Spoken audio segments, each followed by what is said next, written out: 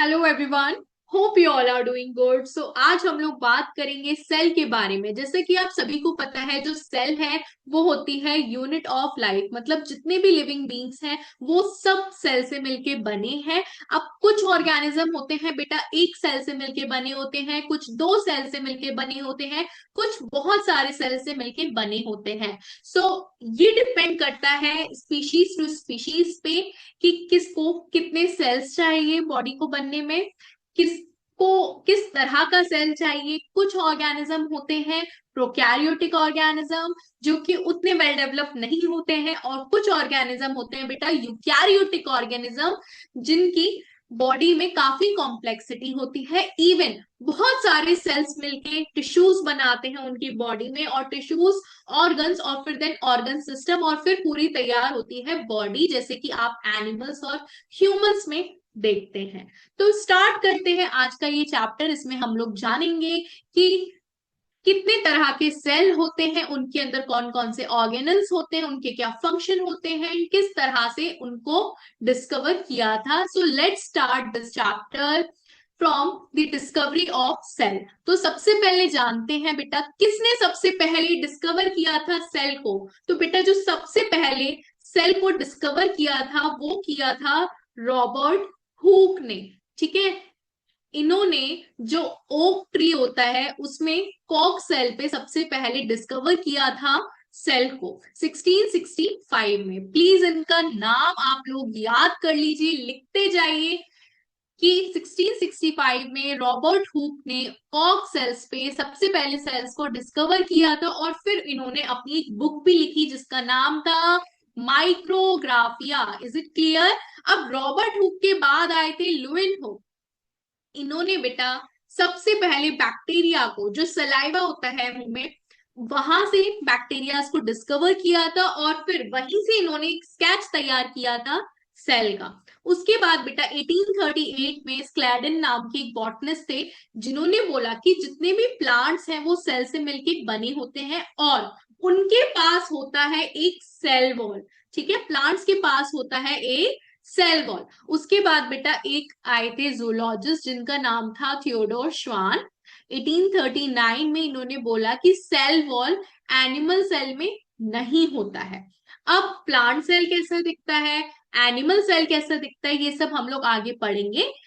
पहले हम लोग साइंटिस्ट के नेम्स को जान लेते हैं, उन्होंने क्या क्या कॉन्ट्रीब्यूशन दिए हैं ये भी हम समझ लेते हैं। तो जो रुडोल्फ वर्चो साइंटिस्ट थे बेटा, उन्होंने भी यही चीज बोली कि all living beings come from other living beings. ठीक है, इन्होंने क्या बोला कि जितने भी लिविंग बींग्स हैं वो बेटा प्री एग्जिस्टिंग लिविंग बींग्स से ही आते हैं।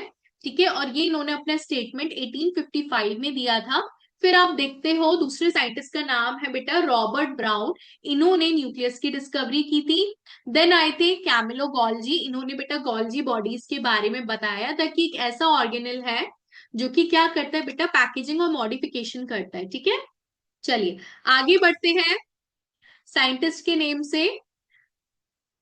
थियोरी ऑफ सेल पे आते हैं। तो देखिए जो थियोरी ऑफ सेल है ये दी थी स्क्लैडन एंड श्वान ने। ठीक है, जो कि बॉटनिस्ट एंड जूलॉजिस्ट थे।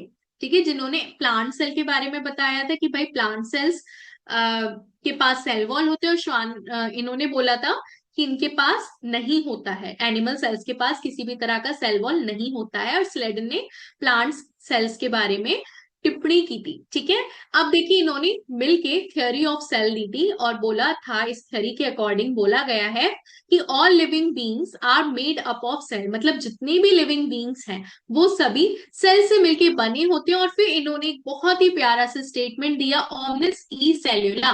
बेटा जिसका ये मतलब था कि जितने भी सेल्स हैं वो प्री एग्जिस्टिंग सेल से ही अराइज हो रहे हैं। मतलब जो सेल्स ऑलरेडी प्रेजेंट है उन्हीं में से और न्यू सेल्स बन रहे हैं। ठीक है, all cells are basically in alike in their chemistry and physiology. और इन्होंने बोला कि भाई जितने भी सेल्स हैं वो बेसिकली सेम ही है फिजियोलॉजी में या केमिस्ट्री में। ठीक है, और each cell has small mass of protoplasm, ठीक है। और इन्होंने बोला कि भाई सबके पास प्रोटोप्लाज्म होता है। पर अब इसके भी काफी ऑब्जेक्शंस आ गए, जैसे कि बेटा इन्होंने बोला कि भाई सारे लिविंग बींग सेल से मिलके बने होते हैं। पर वायरस की संग क्या है, ये लिविंग और नॉन लिविंग के बीच का लिंक है, राइट। इसको जब होस्ट मिल जाता है तभी अपना रेप्लिकेशन स्टार्ट करता है। तो वायरस इसका क्या हो गया, ऑब्जेक्शन हो गया, मतलब इसका इस थियरी का कॉन्ट्रडिक्शन हो गया, ठीक है।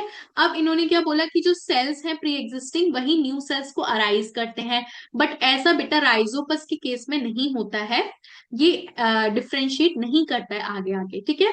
तो यहाँ पे ऑब्जेक्शन हो गया। अब बेटा दूसरा ऑब्जेक्शन क्या था इस थ्योरी का, जैसे कि इन्होंने बोला कि इस सेल के पास स्मॉल मास ऑफ प्रोटोप्लाज्म होता है, न्यूक्लियस होता है उसमें, ठीक है। पर ऐसा रेड ब्लड सेल्स और सीव ट्यूब सेल जो कि कहाँ प्रेजेंट होता है बेटा, प्लांट्स में प्रेजेंट होता है, तो उसमें न्यूक्लियस नहीं होता है, ठीक है। तो ये सब चीजें क्या है, ये थी कॉन्ट्राडिक्टरी। ऑलराइट, चलिए अब एक और चीज मैं आपको बताना चाहूंगी बेटा। एक जब आप ये यूनिट स्टार्ट करोगे तो यहाँ पे एक टर्म है रिडक्शनिस्ट बायोलॉजी, इसके बारे में पूछा गया था अभी रिसेंटली नीट के एग्जाम में। तो बेटा रिडक्शनिस्ट बायोलॉजी क्या होता है, देखिए जो अप्रोच होती है लिविंग बींग्स को समझने के लिए, स्टडी करने के लिए, तो जो फिजियोकेमिकल अप्रोच होती है उसमें जो जो कॉन्सेप्ट्स लगते हैं वो सब रिडक्शनिस्ट बायोलॉजी में आते हैं। Is it clear. तो ये टर्म प्लीज बेटा आप याद कर लेना। जब जब भी आप कोई न्यू यूनिट स्टार्ट करते हैं एनसीईआरटी में, तो एक इंट्रोडक्शन दिया होता है, वहां से भी बहुत क्वेश्चंस आते हैं। एक डॉक्टर रामचंद्रन के बारे में है कि उन्होंने क्या क्या डिस्कवरीज दी थी, उन्होंने क्या क्या डिस्कवर किया था, तो प्लीज एक बार वो भी पैराग्राफ आप जाके पढ़ ले। चलिए आगे बढ़ते हैं बेटा प्रोकैरियोटिक सेल की तरफ। जैसे कि मैंने आपको बताया कि दो तरह के सेल्स होते हैं, एक तो होता है बेटा क्या, प्रोकैरियोटिक, जो कि क्या होता है, प्रिमिटिव होता है। P for prokaryote, P for primitive, ठीक है। तो ये प्रिमिटिव होता है, क्यों होता है कि देखिए जितनी भी लिविंग और जो लोअर लिविंग ऑर्गेनिजम्स होते हैं उसमें इस तरह का सेल प्रेजेंट होता है। ये बहुत ही सिंपल से सेल्स होते हैं, इसमें बहुत ही लो डीएनए कंटेंट होता है। इवन जैसे कि अगर आप देखोगे एक सेल है उसमें इस तरह से न्यूक्लियस होता है, ठीक है। पर प्रोकैरियोट में ऐसा नहीं होता है, ठीक है। प्रोकैरियोट के पास न्यूक्लियस नहीं होता है, इसके पास क्या होता है बेटा, न्यूक्लियोइड होता है, जिसको हम बोलते हैं इंसिपिएंट न्यूक्लियाई, ठीक है। मतलब इनके पास एक तो देखो डीएनए का कंटेंट बहुत ज्यादा लो है, कम है, और प्रॉपरली डेवलप न्यूक्लियस भी नहीं है। तो ये जो जेनेटिक मटेरियल होता है with the help of proteins, ये लार्ज लूप्स में अपने आप को बांधे रखता है, ठीक है, बाइंड करके रखता है, जिसको हम बोलते हैं न्यूक्लियोइड या फिर इंसिपिएंट न्यूक्लियाई, ठीक है। और इनके पास ज्यादातर किसी भी सेल ऑर्गेनेल के पास कोई मेम्ब्रेन नहीं होती है, इसीलिए हम इनको बोल रहे हैं कि ये थोड़े से लेस इवॉल्व होते हैं। Is it clear. डीएनए ज्यादातर नेकेड होता है, और जैसे कि आप देखोगे भी कि इनके पास ना एक एडिशनल प्लाज्मिड्स होते हैं। बेटा प्लाज्मिड्स क्या होते हैं, ये सर्कुलर डीएनएज होते हैं जो अपने आप ही रेप्लिकेट करते हैं, ठीक है। स्मॉल सर्कुलर डीएनए होते हैं जिनको हम बोलते हैं प्लाज्मिड। इसकी इंपॉर्टेंस आप क्लास 12 में बायोटेक्नोलॉजी में पढ़ोगे कि ये किस तरह से बायोटेक्नोलॉजी में यूज आते हैं प्लाज्मिड, ठीक है। इनके पास जो होती है वो ऑटोनोमसली रेप्लिकेट करने की क्वालिटी होती है, मतलब ये खुद से ही रेप्लिकेट करते हैं, इसीलिए इनको बायोटेक में यूज किया जाता है। अब आगे बात करते हैं बेटा, बैक्टीरिया के पास सेल वॉल होता है, पर सेल वॉल एब्सेंट होता है mycoplasma and pleuropneumonia like organism में। ये दोनों ही बेटा बहुत ज्यादा छोटे ऑर्गेनिजम्स होते हैं। इवन माइकोप्लाज्मा के संग तो ये भी सीन है कि ये अपनी शेप चेंज कर लेता है, इसलिए इसको जोकर भी बोला जाता है, ठीक है। चलिए आगे बात करते हैं। इनके पास बेटा फ्लैजले, पिलाए और फिम्ब्रे भी होता है। अब ये जो फ्लैजला है, फ्लैजला बेटा टेल लाइक होता है, एक या दो फ्लैजलास होते हैं इस तरह से, और ये मूवमेंट में हेल्प करते हैं। अब जो पिलाए है वो पिलाए 1 to 4 होता है नंबर में, और जो फिम्ब्रे है ये बहुत सारे होते हैं, ये अटैचमेंट में हेल्प करते हैं, इनको भी हम आगे देखेंगे, ठीक है। चलिए इसके बारे में हम डिटेल में पढ़ेंगे तीनों, इस अभी इसलिए मैं इतना ज्यादा नहीं डिस्कस कर रही हूँ। चलिए सम बैक्टीरिया फोटो ऑटोट्रॉपिक, मतलब खुद से ही ये अपना न्यूट्रिशन तैयार करते हैं। और इनके जो बेटा थाइलेकॉइड्स होते हैं, थाइलेकॉइड्स अगर किसी को ना पता हो तो थाइलेकॉइड बेटा क्लोरोप्लास्ट में प्रेजेंट होते हैं, ठीक है। और वो हेल्प करते हैं फूड बनाने में, इनके पास ग्रीन कलर के पिगमेंट्स होते हैं। तो ये सब जितने भी ऑर्गेनल्स हैं ये सब साइटोप्लाज्म में इनके सस्पेंडेड होते हैं फ्रीली। गैस वैक्यूल्स आपको मिल जाएंगे प्रोकैरियोटिक सेल में। इनके पास जो राइबोसोम्स हैं, अब ये राइबोसोम्स क्या होता है बेटा, ये प्रोटीन सिंथेसिस में हेल्प करते हैं। राइबोसोम्स किस में हेल्प करते हैं, they help in protein synthesis, ठीक है। 12th क्लास में ये सब चीजें हम पढ़ते हैं ट्रांसलेशन में, ठीक है। तो जो प्रोकैरियोट्स है उनके पास 70s के राइबोसोम होते हैं। बेसिकली राइबोसोम्स के पास दो सब यूनिट्स होते हैं, लार्ज सब यूनिट और स्मॉल सब यूनिट, ठीक है। तो वो दोनों जो यूनिट्स हैं वो किस रेट पे सेडिमेंट हो रही हैं, तो उसके सेडिमेंटेशन कोफिशिएंट के रेट पे ही इनके यूनिट्स को डिसाइड किया गया है, इसकी वैल्यूज को सॉरी डिसाइड किया गया है। तो राइबोसोम्स प्रोकैरियोट्स में 70s के होते हैं, यूकैरियोट में 80s के होते हैं। इनका डीएनए कंटेंट लो होता है और इसमें जो ट्रांसक्रिप्शन ट्रांसलेशन है, मतलब डीएनए से एमआरएनए बनेगा और एमआरएनए से प्रोटीन बनेगा, वो सब दोनों साइटोप्लाज्म में ही होते हैं। क्योंकि इनके पास बेटा न्यूक्लियस तो होता नहीं है ना, इनका जो जेनेटिक मटेरियल है वो तो ऐसे ही सस्पेंडेड होता है साइटोप्लाज्म में, न्यूक्लियोइड। तो इसीलिए इनका जो ट्रांसक्रिप्शन और ट्रांसलेशन का प्रोसेस है वो सब साइटोप्लाज्म में ही होता है। Is it clear? So I really hope कि आपको प्रोकैरियोट्स की जो भी जनरल कैरेक्टरिस्टिक्स हैं वो आपको समझ में आ गए होंगे। Now let's have a look at the structure of bacteria. तो बेटा जो स्ट्रक्चर ऑफ बैक्टीरिया आप देख सकते हो इस डायग्राम में, इस तरह से कुछ कुछ होता है और इसके पास प्रॉपर एक सेल एनवेलप होता है। उसके अंदर साइटोप्लाज्म होते हैं, न्यूक्लियोइड होता है अगेन क्योंकि प्रोकैरियोट्स होते हैं बैक्टीरिया जनरली, प्लाज्मिड्स होते हैं, ठीक है, स्मॉल सर्कुलर डीएनएज होते हैं, इंक्लूजन बॉडीज होती है, इंक्लूजन बॉडीज के बारे में भी हम बात करेंगे। फ्लैजिला होता है फॉर मूवमेंट, पिलाई होता है फॉर फर्टिलिटी, फिम्ब्रे होता है फॉर अटैचमेंट, ठीक है। तो ये सारी चीजें होती हैं। अब बेटा एक बहुत ही इंपॉर्टेंट कॉन्सेप्ट है जो मैं आप लोगों के साथ डिस्कस करना चाहूंगी, दैट इज ग्राम स्टेनिंग, ठीक है। ये जो था ये क्रिश्चियन ग्राम ने ये स्टेनिंग का जो एक मेथड है ये डिस्कवर किया था इन्होंने, और उन्हीं के नाम पे ये पड़ गया ग्राम स्टेनिंग, ठीक है। तो देखिए इनका जो कंट्रीब्यूशन था इतना ज्यादा बड़ा था कि इन्होंने सारे बैक्टीरियाज को ही नाम दे दिया ग्राम पॉजिटिव और gram negative on the basis of their staining thing, ठीक है। मतलब अगर जो बैक्टीरिया ग्राम स्टेन ले पा रहे हैं तो उनको बोल दिया ग्राम पॉजिटिव बैक्टीरिया, ठीक है। और जो बैक्टीरिया नहीं ले पा रहे हैं उनको क्या बोल दिया, gram negative. Is it clear? So इनकी इसी चीज को इन्होंने बोल दिया है ग्राम पॉजिटिव और ग्राम नेगेटिव। अगर आप देखोगे बेटा तो इस स्टेनिंग प्रोसीजर को थोड़ा सा जान लेते हैं। ये जो स्टेनिंग होती है ये होती है क्रिस्टल वॉयलेट की हेल्प से। क्रिस्टल वॉयलेट लिक्विड है, अगर इसकी स्टेनिंग करानी है तो सबसे पहले देखिए स्लाइड लीजिए, ठीक है। मैं आपको एक एग्जांपल देती हूँ जो बहुत ही सिंपल सा है, आई थिंक आप लोग क्लास में भी उसको करोगे। जो कर्ड है, कर्ड का थिक पेस्ट आप एक ग्लास स्लाइड पे ऐसे करके उसका एक स्मज लगाइए, ठीक है। फिर आप उस पे स्टेनिंग करके देख सकते हो, उस पे आप क्रिस्टल वॉयलेट डालें, थोड़ा सा 0.5% आयोडीन सॉल्यूशन की ड्रॉप्स डालें, फिर उसको आप वॉश करें हीट करने के बाद, ठीक है। और फिर आप उसके बाद अल्कोहल डालें, एसीटोन डालें। तो ये चीजें इसमें डाली जाती है स्टेनिंग प्रोसीजर में। और फिर अगर वो बैक्टीरिया बेटा ये रिटेन कर रहा है crystal violet colour, it means they are gram positive. अगर वो नहीं कर रहे it means they are gram negative. अब ऐसा क्यों होता है, कुछ बैक्टीरिया तो स्टेन कर लेते हैं, जैसे लैक्टोबैसिलस जो होता है जो दही में प्रेजेंट होता है वो ग्राम पॉजिटिव होता है, they retain purple colour of crystal violet. पर बाकी जो बैक्टीरियाज है जैसे कि इकोलाई हुआ तो वो रिटेन नहीं करता। ऐसा क्यों होता है बेटा, क्योंकि इनकी जो लेयर्स होती हैं, जो सेल वॉल होते हैं, वो उनका कॉम्पोजिशन ऐसा होता है, जैसे कि अगर आप देखोगे बेटा तो ये सिंगल लेयर वॉल है जो कि कितनी थिक है, 20 to 80 नैनोमीटर थिक है। इसका जो लिपिड कंटेंट होता है वो भी लो होता है। तो इस तरह से इसका कॉम्पोजिशन है। पर अगर आप उसको देखोगे ग्राम नेगेटिव को तो वो 8 to 12 नैनोमीटर थिक है सिर्फ, ठीक है। और ये टू लेयर में होती है, इसका जो लिपिड कंटेंट है वो भी 20 to 30% होता है। इसके पास बेटा पोरस भी होते हैं, मतलब स्मॉल पोर्स भी होते हैं। और इन सारे कारणों की वजह से ये क्रिस्टल वॉयलेट को रिटेन नहीं कर पाती है। और भी बहुत सारी चीजें होती हैं जैसे कि हम अगर देखें पॉजिटिव में तो इसके पास मीजोजोम्स होता है। अभी मीजोजोम्स क्या होते हैं, ये इनफोल्डिंग्स होती हैं जो कि रेप्लिकेशन वगैरह कराती है, रेस्पिरेशन में हेल्प करती है, ठीक है। तो ये पॉजिटिव के पास होते हैं, इसके पास नहीं होते। तो ये सारे कुछ बेसिक चीजें हैं जो कि ग्राम पॉजिटिव बैक्टीरिया के पास होती हैं। अब देखिए, अगर आप ये क्वेश्चन हम थोड़ा रुक के करते हैं।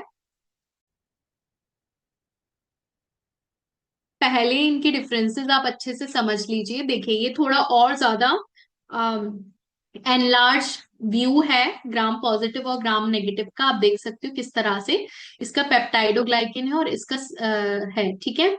तो अगर आप देखोगे बेटा, तो यहाँ पे और डिटेल में दिए हुए हैं इसके डिफरेंसेस, जैसे कि सिंगल लेयर स्मूथ वॉल होती है, थिकनेस की हम बात कर चुके हैं, इसमें टेकोइक एसिड प्रेजेंट होते हैं, आउटर मेम्ब्रेन नहीं होती किसी भी तरह से, पोरस बेटा इसमें एब्सेंट होते हैं इसलिए ये रिटेन कर पाते हैं, उसमें प्रेजेंट होते हैं इसलिए नहीं कर पाते हैं, ठीक है। और ये और भी चीजें हैं जो कि आप देख सकते हो, आप चाहें तो आप इसका स्क्रीनशॉट भी ले लें। Now let's move forward towards the next thing, that is the structure of bacteria, जो हम समझ रहे थे। तो ये तो आपने जान लिया कि भाई बैक्टीरिया को दो उसमें कैटेगरीज में डिवाइड कर दिया गया है, जो ग्राम पॉजिटिव और ग्राम नेगेटिव, जो भी स्टेनिंग टेक्निक है अगर वो लेते हैं तो ग्राम पॉजिटिव, ठीक है। चलिए, अब ये कुछ टर्म्स हैं जैसे कि प्रोटोप्लाज्म और प्रोटोप्लाज्म, जिसमें बच्चे बहुत ज्यादा कंफ्यूज होते हैं। तो देखिए, प्रोटोप्लाज्म वो है, अच्छा सबसे पहले आप क्लियर कर लीजिए साइटोप्लाज्म। तो देखिए, साइटोप्लाज्म क्या है, जेली लाइक सब्सटेंस होता है जो कि सेल मेम्ब्रेन के अंदर होता है, इसी में सारे ऑर्गेनल सस्पेंडेड होते हैं। तो सेल मेम्ब्रेन से न्यूक्लियस तक जो जेली लाइक सब्सटेंस होता है उसको हम साइटोप्लाज्म बोलते हैं। अब साइटोप्लाज्म प्लस न्यूक्लियस, उसको हम बोलते हैं बेटा क्या, प्रोटोप्लाज्म।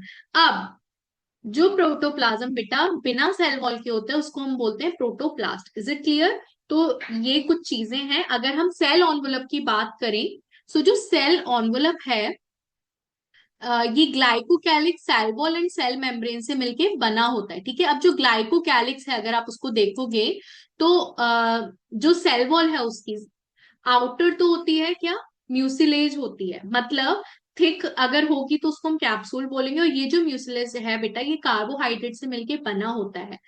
और जो इनर होती है वो एस लेयर होती है, मतलब ये रिच होती है पॉलीपेप्टाइड अमाइनो एसिड में, और ये प्रोटेक्ट करती है, ठीक है। चलिए, अब इसके जो पेप्टाइडोग्लाइकेन है बेटा, ये बहुत इंपॉर्टेंट चीज है, या बायोमोलिक्यूल में भी पढ़ोगे, वो नैम एंड नेक से मिलके बने होते हैं, एनेसिटाइल म्यूरेमिक एसिड, एनेसिटाइल म्यूरेमिक एसिड, ठीक है। तो इससे मिलके बने होते हैं। अब अगर हम बात करें बेटा सेल वॉल की, तो अगेन ग्राम पॉजिटिव के पास थिक होती है, ग्राम नेगेटिव के पास इतनी होती है, 8 to 12 नैनोमीटर थिक होती है। प्लाज्मा मेम्ब्रेन सिलेक्टिवली परमिएबल होता है, फॉस्फोलिपिड बाइलेयर से मिलके बना होता है। साइटोप्लाज्म की भाई वही कहानी, क्रिस्टे कॉलोइडल कॉम्प्लेक्स का होता है, और मेम्ब्रेन बाउंड ऑर्गेनल्स इसमें होते हैं सस्पेंडेड। प्रोकैरियोटिक सेल्स में नहीं होते हैं मेम्ब्रेन बाउंड ऑर्गेनल्स, पर अगर आप यूकैरियोट्स में देखोगे बेटा, तो आपको सारे ही ऑर्गेनल्स में मेम्ब्रेन बाउंड दिखेंगे, और इवन कई ऑर्गेनल्स पे डबल मेम्ब्रेन भी दिखेंगे, ठीक है। पर ये बैक्टीरिया में ये चीज नहीं देखने को मिलती, ना ही सेब वैक्यूल्स दिखेंगे, ठीक है। मीजोसोम्स हाँ इनमें प्रेजेंट होते हैं, जैसे कि मैंने बताया प्लाज्मा मेम्ब्रेन में इनग्रोथ होती है, जो कि हेल्प करती है रेप्लिकेशन, रेस्पिरेशन, इन सब चीजों में। राइबोसोम्स की भी हम बात कर चुके हैं, 70S होते हैं। मैंने बताया था बेटा दो यूनिट होती है, एक तो लार्जर और एक स्मॉल, ठीक है। तो larger one is of 50S, 50 Svedberg unit की होती है, और ये स्मॉल वाली होती है 30 की। और कई बार राइबोसोम बेटा पॉली राइबोसोम्स भी होते हैं, मतलब एक mRNA पे इस तरह से प्रेजेंट होते हैं, ठीक है।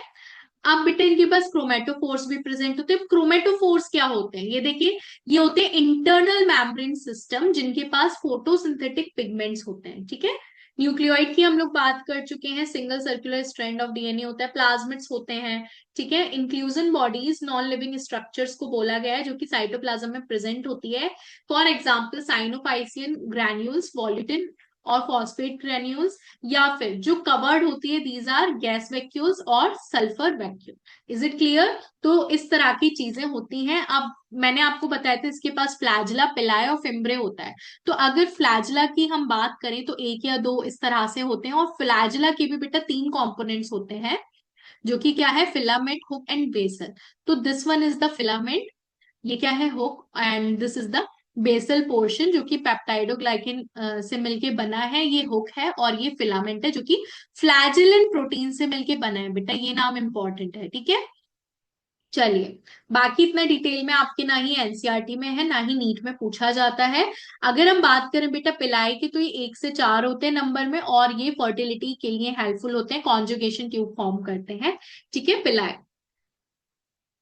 अब फिम्ब्रे के बारे में देख लीजिए बेटा, ये 200 300 नंबर्स में होते हैं, ब्रश लाइक मतलब ब्रिस्टल लाइक होते हैं, बहुत सारे होते हैं, और ये अटैचमेंट में हेल्प करते हैं। ठीक है। चलिए, अब they help in agglutination of RBC, help in mutual clinging also. ठीक है, तो ये कुछ चीजें हैं इसके बारे में। अब हम बात करते हैं यूकैरियोटिक सेल की बेटा नेक्स्ट वीडियो में। आज हम लोगों ने कवर किया है पूरा प्रोकैरियोटिक सेल, कितना राइबोसोम उसमें प्रेजेंट होता है, उसका आउटर स्ट्रक्चर कैसा होता है, किस तरह से जो बैक्टीरियाज हैं उनको ग्राम पॉजिटिव और ग्राम नेगेटिव कैटेगरी में रखा गया है। तो ये सारी चीजें हम लोगों ने आज के सेशन में कवर करी है। नेक्स्ट वीडियो में हम लोग जानेंगे कि यूकैरियोटिक सेल्स किस तरह से दिखते हैं, क्या क्या उनके पास चीजें होती हैं और क्या उनके एग्जाम्पल्स हैं। So yes, that's it for today. अगर किसी का कोई डाउट है, please write down in comment box. We will definitely meet in the next session. Till then, bye bye and take care.